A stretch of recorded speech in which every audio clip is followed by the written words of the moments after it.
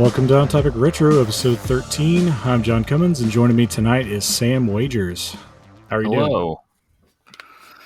Better than last time. We didn't make it very far, and my power went out. So that was an ill twist of fate. Yes, you were eliminated by electricity. I was not eliminated for long. No, you're back. But yes. So yeah, we tried to do this earlier. Well, it's been a couple days ago now.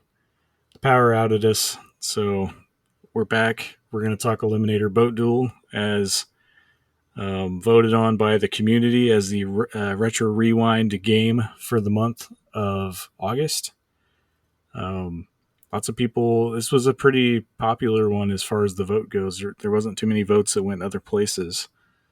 But I really figured we would have some more engagement with this. But Sam's here, and he's enough to cover the whole game for everyone.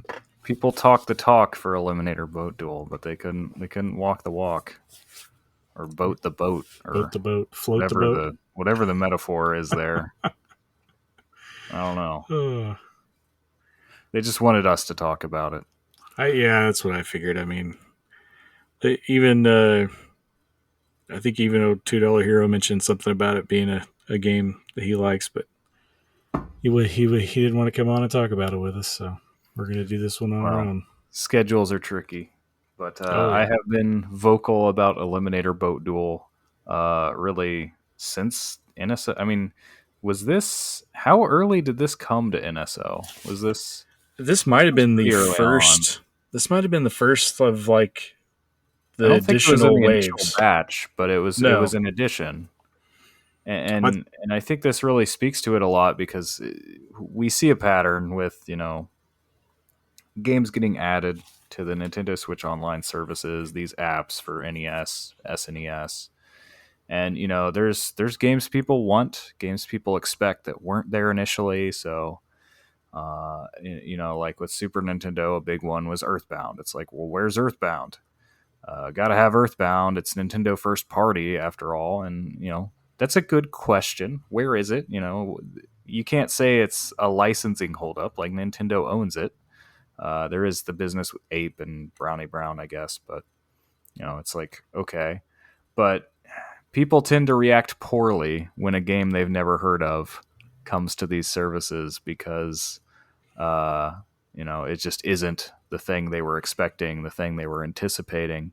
And that's a shame because games like Eliminator Boat Duel come to these platforms and people don't give them the time of day, and really they should, because it's actually a really fun game. Yeah, we're Spanky's Quest. Yeah, Spanky's Quest is another one. And the weird thing is with Spanky's Quest, I actually did just pick that game up and play it, and I'd been talking about it. I'm like, dude, Spanky's Quest. Yeah. I was the one guy who was excited to see it. But yeah, I mean, it just really that's what the game kind of became to me, is like this cautionary tale of like, don't judge a game by. Actually, it has a pretty cool cover, so I don't know what people are judging Eliminator Boat Duel by, but it definitely has a very retrologic style. Like, this looks like a cover that made very neon pink and green. It fits right in with the retrologic desktop backgrounds that we have. That's right. Yeah, I was kind of thinking about that, what you said. I want to say this was in the first wave of editions. And this is the one that I always think of whenever I hear people complain about getting a game whenever we haven't got their favorite game yet on NSO. That's what makes me think that this was in the first round, because I remember everyone was like, "What is Eliminator Boat Duel? Why'd we get this? We don't have any of these other we don't have any of these other first party Nintendo games that everyone's wanting to play, but we have this." And there's definitely some games that aren't on NSO today that people are going to be making the same statement, every time we get new games. And you just can't please everybody. So Eliminator Boat Duel was added on February 19th, 2020. So pretty early on. The service launched September 19th, 2018. There were quite a few ads before it. Yeah, yeah. If it came out that late, yeah, for sure. Because they started adding games So this maybe like was 4 or 5 months but in. so I think this was actually after they started kind of slowing down a bit. Oh, okay. So this was like Because the in 2019 you had games added May, June, July, August, uh, and then December, and then February was Eliminator Boat Duel and Shadow of the Ninja, and then one that I think only came to Japan, Atlantis no Nazo. yep. So yeah, so that kind of intensifies the backlash when we're not getting. It's one thing when you know you're getting games every month, and one of them is some game you don't recognize, weren't hoping for, but it's another when now when you were used to getting updates every month, still, since the memory is still pretty short for that now you waited 3 months and you get boats. That's right. Boat racing, single player. I guess it is 2 player too, but um, definitely wasn't on anybody's radar. I mean, had you ever? You never played this game beforehand, right? No, I mean I'm pretty much a novice when it comes to the NES. Still, I grew up with Super Nintendo. I never actually owned an NES myself. Everything I've played has been through re-releases and such. So a lot of it Wii Virtual Console or other collections like Mega Man Anniversary Collection and so on. Yeah. I mean, this one caught me by surprise. I've played quite a few NES games, uh, but had never even heard of this game whenever it was announced to come to NSO. So it was a pleasant surprise. Uh, Yeah, I'm also not the biggest racing game guy. It's not like yeah, it's a me neither. genre I avoid, but it's never I play Mario Kart because everybody does. But Is that especially really? when it comes to like NES games, I can't. I know the big one's RC Pro Am for a lot of people, Yep. um, but yeah, I mean, Pole and then there's position, and there's like pole some other good position, racing right? games. But yeah, I probably wouldn't have even played this. And before, I think even before I heard you talking about it on the show, I had to play this game as one of the monthly mayhem challenges for the Nintendo dads. So that's what got Mm. me to play it. It was like a random uh, challenge deal where I had to play it and post my times, um, and then go up against somebody else that did the same. And I don't think that person had played either, and we were both uh, pretty bad at the start. But you've played all the way through the game, right? I have. It's been a while. I'll admit I haven't actually played it recently, but yeah, and I ultimately used save states to do it. Kind of, I don't know if that makes me a cheater or what. But If they're there, then if they're particularly with a not, game like this, where you're pretty dependent on wins to get enough money to upgrade to stay competitive with yep, the AI racers, I found my strategy was pretty much to just keep a save state at the start of every race. So I wasn't, scumming each turn to make it yeah, perfectly, no, that but makes sense. I was, I'll keep one at this race, and if I lose, I'll restart it or put the game down, go back to it later. Ultimately, it doesn't take very long when you do it that way. When you're not Yeah, trying to, do it from a fresh start, go all the way to the end. I don't think I've ever completed it because for some reason, whenever I'm playing the NSO, I always forget about rewind and the save states and everything. I usually just go in and play them like they're Mm. the original carts, not even realizing that I can use the save states a lot of times unless someone mentions it.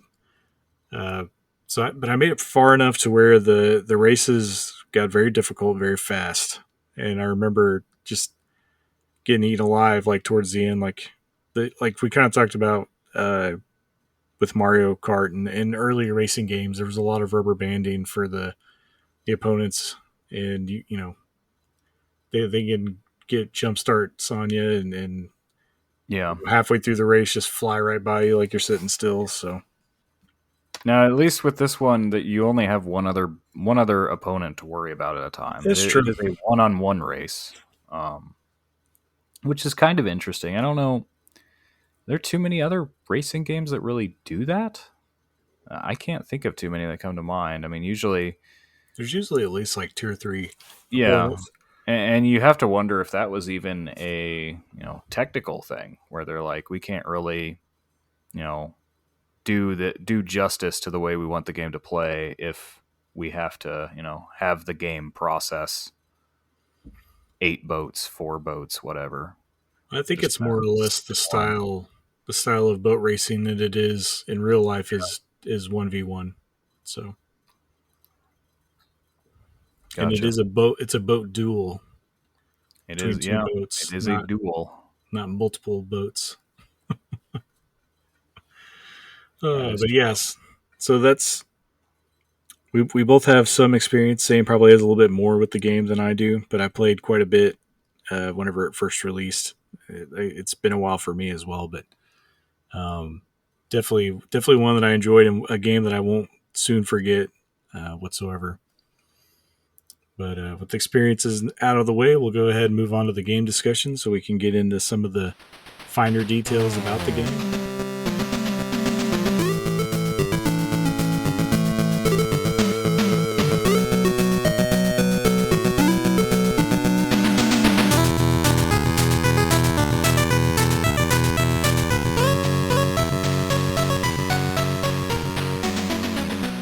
This game was released on November 1991 in North America and April 29th, 1993 in Europe, which is a pretty good gap. And I Yeah. can't tell that it was ever released in Japan, which is kind of unusual for Yeah, an NES game. there's yeah, there's a couple other cases like that. I mean, like Star Tropics is kind of the Yeah, infamous one. Um, but yeah, it's kind of, it is weird, the 2 years to Europe. I don't know if that was um yeah. I haven't looked up what the reason for that. Obviously, it's not like there was lots of text to localize here. it took them Um, that long to fix every the racer has like name. a win quote and a lose quote. Yeah. That's about it. Well, it just went to Europe. I mean, it's not like they had to translate it to a totally different language. Well, I mean, yeah, true enough. I mean, for the UK, they probably got the exact same text. Although Yeah. sometimes they get different text, man. Sometimes Sometimes, yeah, it's sometimes they pants do. in the USA and it's trousers in the UK if you're playing Kirby's Epic Yarn, It's true. Um, but uh, or Teenage Mutant Hero Turtles or whatever. Yeah, Uh, because of the licensing. but if you're releasing in Europe, you might have to get some other localization there. Likely, it was a matter of like finding publishing money or something, convincing people it would sell. Um, Probably. I don't think this like sold gangbusters out of the gate in the U.S. Probably just did well enough to be if it around. did, it would probably be remembered by more people. Yeah, I probably would know what this game was before it was put on the NSO app.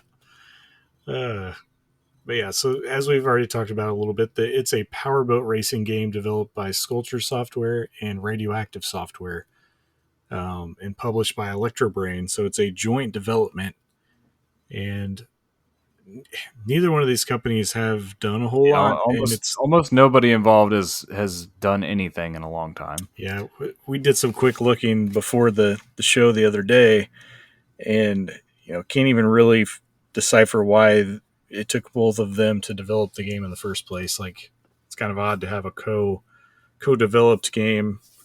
We see co-publishers all the time in different regions being Well, and developed by two different particularly, studios. in the NES era, development teams were still pretty small on the whole. So, it's it's you usually had people on your team wearing multiple hats. Like you Yeah. didn't have somebody who was just doing sprite work. Like that was the guy who was also like doing the level design Oh yeah. and The actually writing and programming. yeah, yeah. It's just really unique. The whole setup of how this game came to be. There's probably a good story behind it. It's just that nobody has fished it out yet. That I could find. I did some digging and didn't really turn up a whole lot about the development. So it just seems like two unknown developers, that didn't really do a lot after, and then a publisher that it can't, didn't really see a whole lot on either. Uh, but one day somebody will dig that story out. I'm sure we see stuff like this all the time.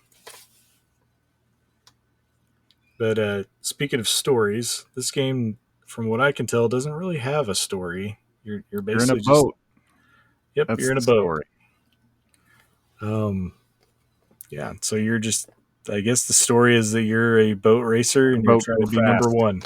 Yeah, trying to be the fastest, and you're trying to avoid, crocodiles and Well, so the sharks. only when I guess when you get into the actual opponent racers, the interesting I guess twist to the story is one of the high ranking ones is Veronica Alabaster, and you can basically win her heart if you become the new boat racing champion. Oh, You are treated to an in cutscene where she's kind of hanging out with you and watching the sunset, romantic like. nice. So I guess there is some story to be had there, but in self interpret is needed for it. Like most NES games, you usually get some kind of picture or something, and that's how they end. But yeah, no written story. We even grabbed the manual online to see if they might have put something in the manual, and we didn't even see anything in there. So story's going to be blank for this one. Uh, if anybody wants to get creative in the community and write It a does have a story, colorful cast of characters, and we'll talk about them yes, in a bit. yes, this might be one for Mike.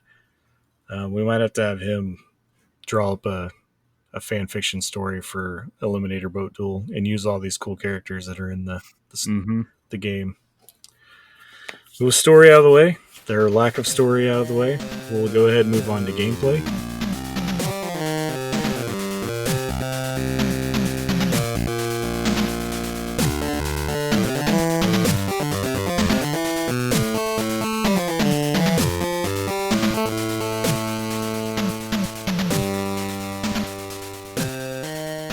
This game, I just had a few notes in here for myself personally, but this is a very unique.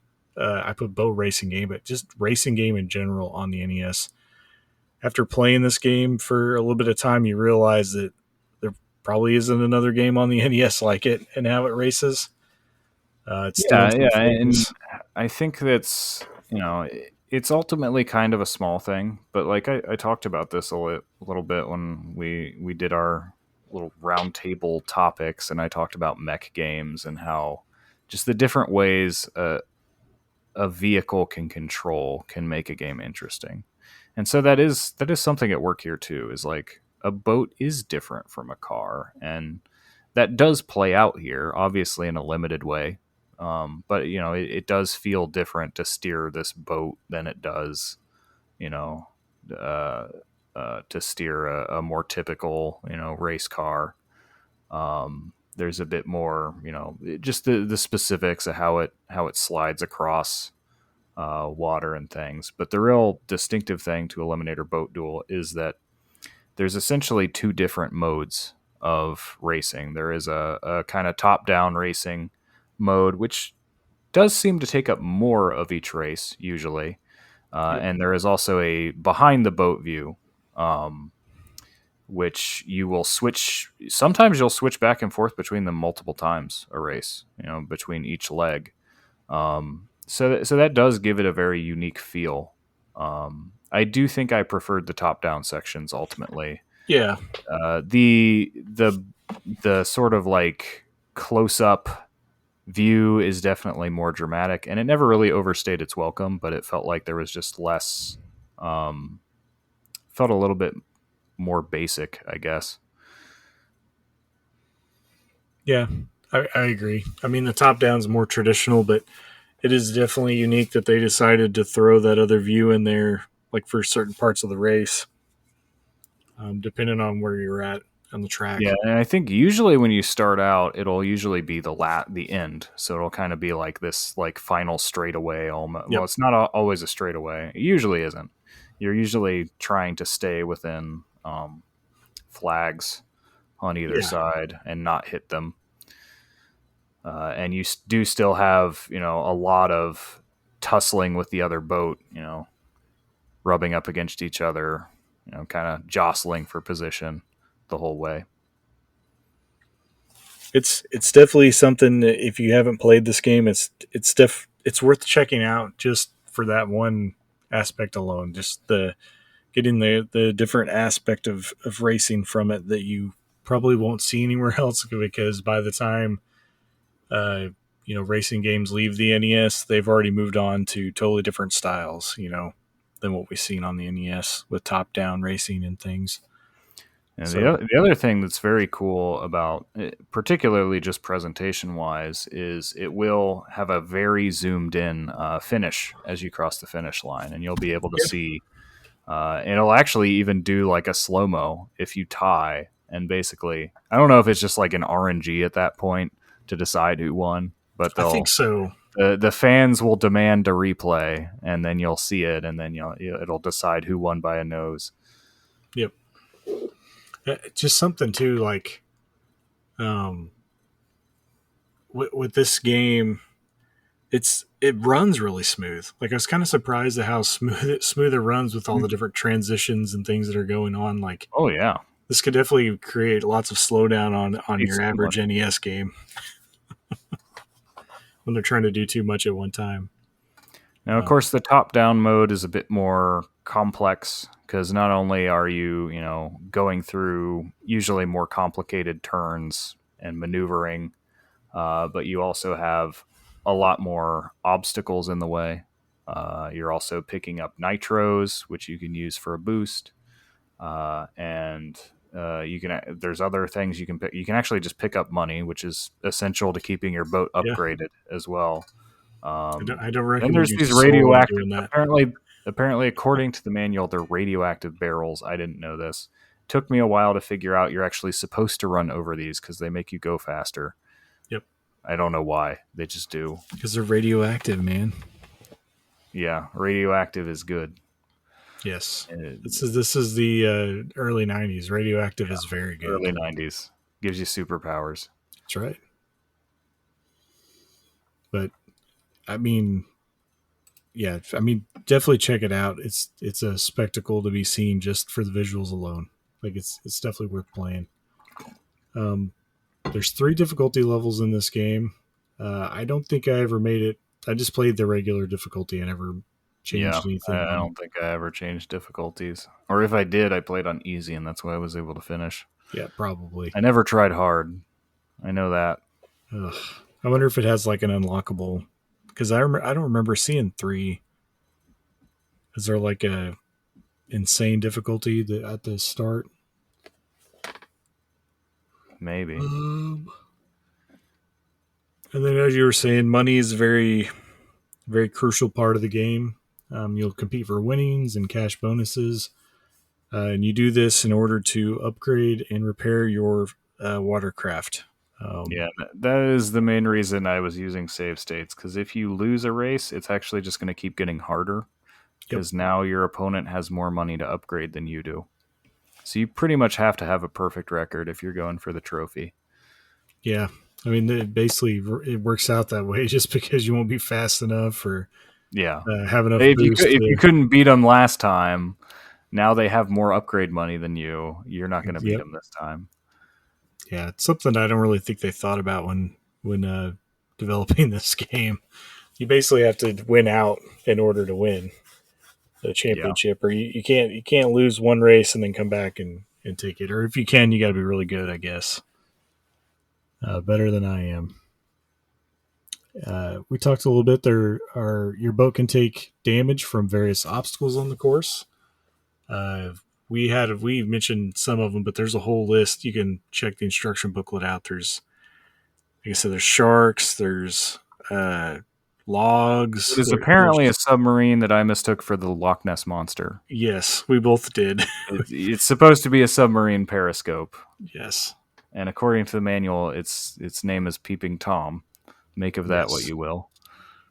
There's also a girl that's waving hi to you, but she looks like she's drowning in the game. Yes, yes. The manual has clarified a lot of things for us. Yes, it's supposed to be a distraction of sorts, but so yeah, the obstacles are real. I mean, you the whole point of uh, the obstacles is if you take more damage, it's more money you have to spend repairing your boat and less money you spend upgrading your boat. So Right, and hull strength is one of the things you can upgrade. So it's yes, what speed, acceleration, handling, hull strength. yep, Pretty typical things for racing stats. yep. So yeah, you oh yeah, if you false start, you're penalized $2,000, And the which ramps are actually very important too, because using ramps effectively is basically the best way you can mess up your opponent is by yeah, kind of like so you can land landing on on them. top of them, Yep, right in wiping front of them them. out. Man, yeah, there's nothing like nothing feels better than like a solid. You go up the ramp and just land on your opponent, and they kind of like Yep. spin around. And so we've already talked about that. Let's see. Single player mode has you racing against these dastardly characters. These are like some wacky racers, if I've ever heard the names. You have Hmm. C6 Sydney, Aquarius Rex, Surfer Bob, Vicious Vicky, Weird Willie, Mangler Mike, Veronica Alabaster, and Disaster Dawn, who is the current world champ that you're trying to run down and take the championship from him. Yeah, he's a jerk. Yeah, definitely. Yeah, and really, like as I think about it, I think I earlier when we were talking last time we tried to record this, I called C6 Sydney the Glass Joe of Yeah, Eliminator Boat Duel, and I think all these characters do kind of give me very much a Punch Out kind of vibe, just in the overall character design, yeah. like When you look at them, very cartoonish, but very like human, very kind of for good or ill grounded on stereotypes. yeah, But I can see it. you've got Aquarius Rex, who is like your hippie guy. Um, you've got your like stock surfer Bob, Yep, surfer bro, all that stuff. and Veronica Alabaster. It's like Yep. the blonde-haired white girl at the end of the game. But my favorite has to be Weird Willie because he will Yeah, make sure you know that his boat is powered by lima beans. that's right. Yeah, and they mentioned that if you to get insight on these characters or even more, you can read the little manual that comes with the game. Um, we just found a copy of it online. It kind of, it, without reading the manual, you're really not going to know a whole lot that's going on with the game. It seems like No, it because it just throws spills you in out a everything. boat. Yep. Throws you in a boat. Uh, Says eliminate. that's right. Become the world champ is your only mission, and apparently, Best. sit down on and enjoy a sunset with Veronica Alabaster as well. Yep. Um, you must defeat each racer in one-on-one races. And each race is 3 unique courses, and there are 24 courses in total. If that, because yeah, there's 8 of them, right? Yeah, that Yeah, so that's I right. mean, there's like three like biomes or Yeah, scenes, which are just kind of it's all water, right? But yeah, you got the bayou, the ocean, the wharf, just as kind of scenery changes. But the actual courses will vary quite a bit based on the actual layout of the turns, and like I said before, even where and how often it switches between those two modes that make up the races. So yeah, that's that's basically all the gameplay portion of the that I have here. If you can think of anything you want to add, I guess we can move on to music.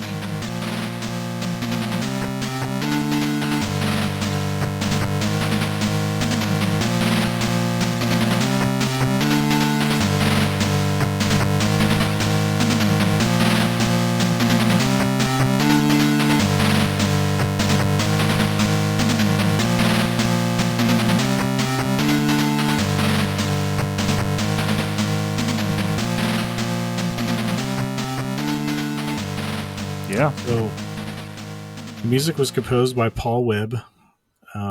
It has a fairly small music selection. There's like probably like 6 or 7 tracks if I had to pin it down. Um, they're rock music, which is pretty. The music's pretty good. Like for the NES, I really enjoyed it. But Yeah. you will notice that as you're racing, the music will like get interrupted by the sound effects, and like sometimes there's so much that it makes it slow down. I don't know if you recognize that when it Yeah. was happening. Well, I mean, that's not too uncommon with this era of gaming, right? You only Yeah, have so many channels to use, that's right. and the sound effects need to use the same channels that the music does. So that does actually speak to how, ambitious they were with the music, that they weren't Yeah, they were content, using all of them. they weren't content to just reserve a channel for sound effects. Now, at the end of the day, the actual sound suffers somewhat because of that, because you're going to have those interruptions. But yeah, I think the music's pretty good. It's definitely not like the standout feature of the game, No, but you it's listen to definitely those tracks and pretty you're like, good. oh, this is actually like not bad at all.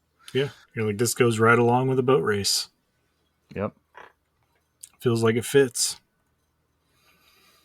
I mean, there's really not a whole lot to say about the music other than it's enjoyable. Like it's there. It's worth listening to. I don't know. I didn't really look up much on Paul Webb to see if he has any other tracks or any other uh, games that he's worked on after this or before. So I didn't really see a whole lot there on him as well. So I guess with that, we'll go ahead and move on to the last little bit here. The fun fact of the game is just a mistake that the publisher made whenever the let this game release, and the label has the word Eliminator spelt wrong on the cartridge. Yep. With an extra O, so it is a limonator.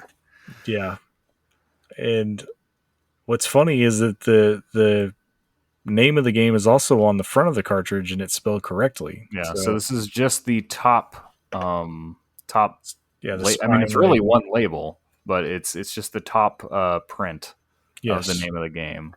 yeah, it's on the spine of And the game. I Like actually have not seen an American cartridge that doesn't have this typo.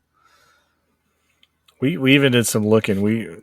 Now, Uh, again, like I'm not around a whole lot of NES collection or whatever. This is just pictures I've seen online. But I know, but whenever we were getting ready to record, I was looking at eBay and Mercari and all the places, and I couldn't find a single one with it spelt correctly. So I'm almost under the impression that none of them made it out correctly, and that they just let it go on how it was.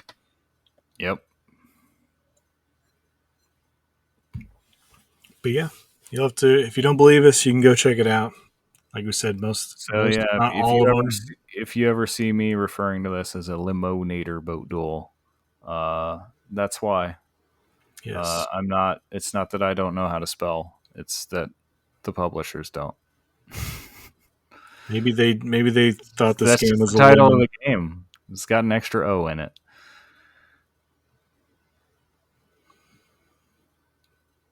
But yeah, that's this is a quick one because there's really not a whole lot to this game. It's just a blast to play. There's not, like I said, there's no story. The gameplay is fairly simple. There's not a whole lot going on here. This would be kind of like a on topic retro show about Top Gear. Top Gear is very simple. It's a lot of fun, but there's really just not a whole lot to the game to discuss on a show. But as voted by the community, we will always present a show based on the game. So here it is, short and sweet. Whatever floats your boat. That's right. Whatever floats your boat.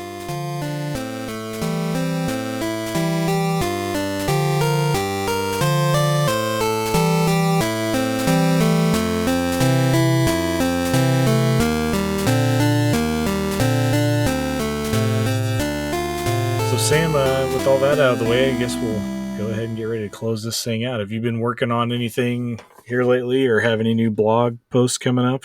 Yeah, stay tuned to the blog for the future. I'll have more about that soon, hopefully. Also, Twitch. Been streaming Battle Network now, so Mother Monday has wrapped up. It has given way to Mega Monday, where I will be streaming Mega Man, specifically Mega Man Battle Network. I've been making good progress through the first game. I actually did stream some of the first Battle Network game last year sometime. So I just picked up where I left off there.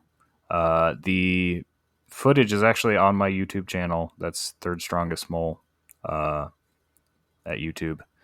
I also put the Mother 3 full playthrough on there, put it into a playlist, and actually all the Mother games into a playlist. So if you need 40 hours of video to put on in the background while you're doing something, then and you want it to be me playing the entire Mother trilogy, you can do that on YouTube.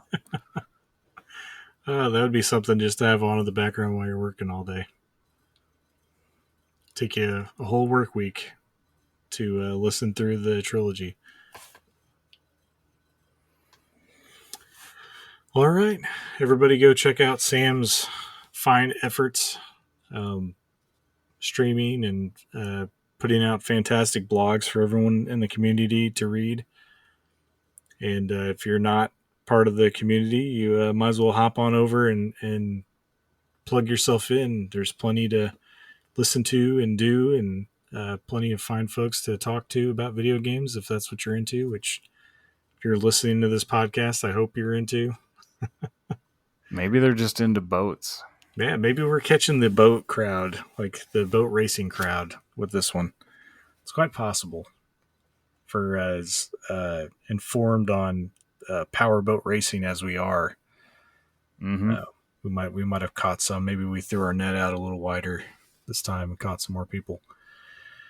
But yeah, so the next game that we'll be doing in a couple weeks is Phantasy Star.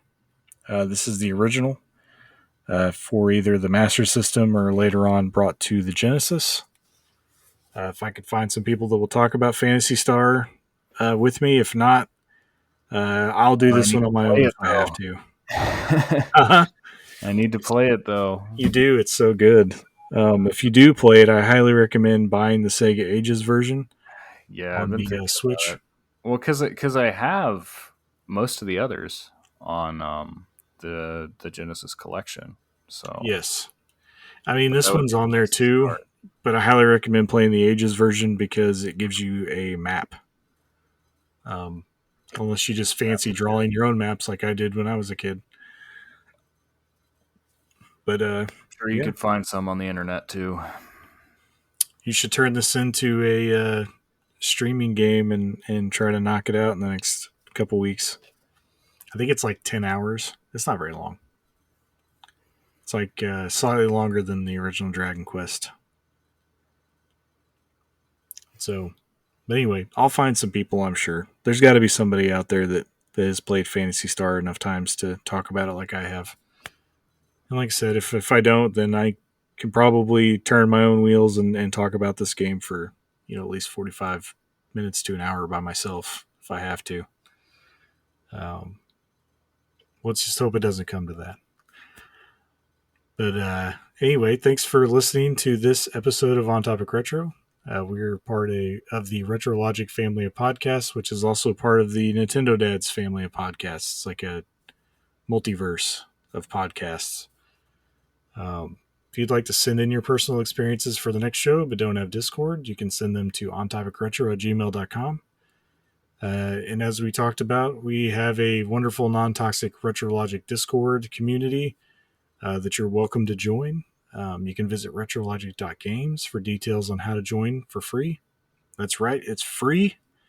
You don't have to pay a dime. You can come hang out and talk video games and listen to all kinds of podcasts about retro video games and retro music.